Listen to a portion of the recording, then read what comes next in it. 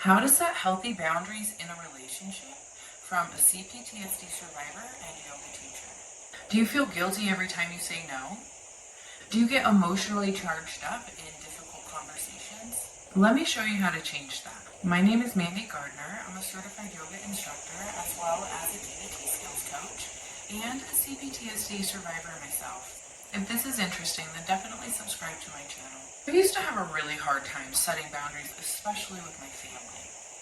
So I'm going to teach you the most effective DBT skill that has helped me in being able to be very effective and assertive in my communication. The DBT skill that I'm going to share with you is called Dear Man. So each letter stands for a step in what you're going to do to approach a difficult conversation. So the first is D, describe. Describe the situation that happened in just the facts. No emotions, no judgments, no criticisms, right? And then E, express. Express how it made you feel, right? Like, gosh, like when you said that made me feel really crappy. A, assert or ask for your needs. R, offer the positive result or the reward that will happen if you do the ask that you're asking for. So I'll give you an example of Dear Man that I used recently in my life.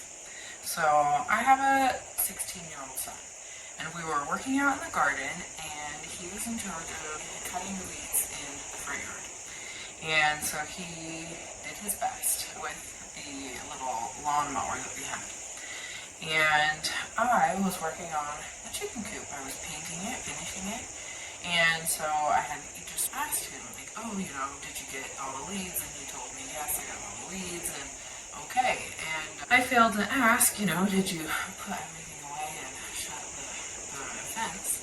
And so come to find out, he left the fence open, which is kind of a problem because we have deer that live in the area, and they come right in at nighttime, and they will just eat up my garden, and it just makes me so sad. We have to keep the gate closed because otherwise the deer get in.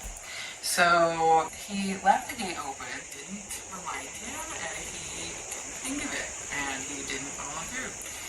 And with the chore that he had assigned, right? So the Dear Man is a perfect way to have this potentially difficult conversation. So D, describe. So describe the situation.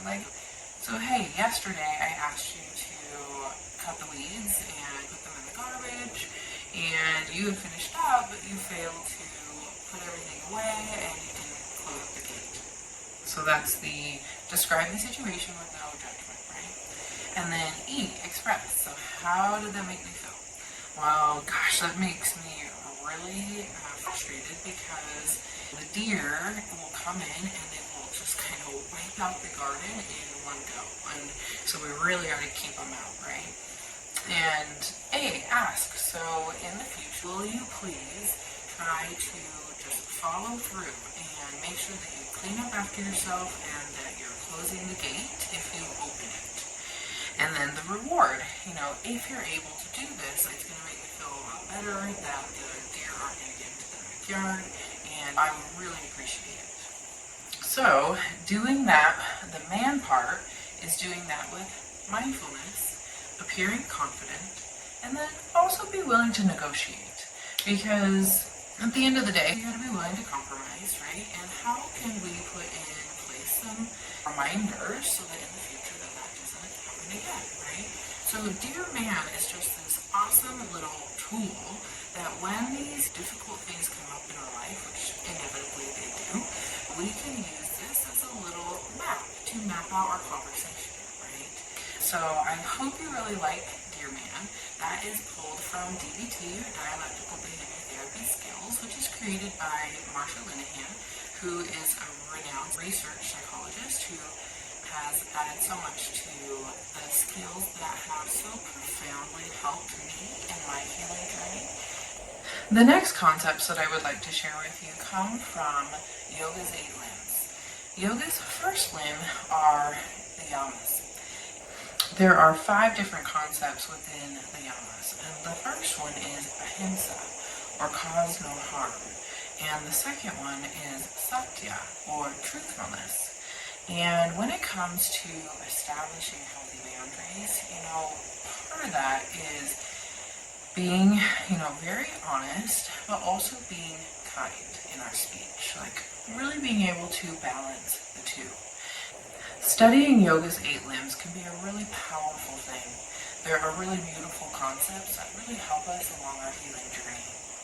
If you're interested, I have a free guide. It's called Yoga's 8 Limbs to Heal Trauma and Find Lasting Peace. It goes through the 8 limbs of yoga in the perspective of healing from childhood emotional wounds. I'll leave the link below so that you can grab that. Don't forget to like and subscribe. If you made it this far, then you must have liked it. So thank you so much for spending a little bit of time with me. And I hope that Dear Man and Ahimsa and Satya will help guide you through establishing healthy boundaries so that you can create a successful and supportive relationship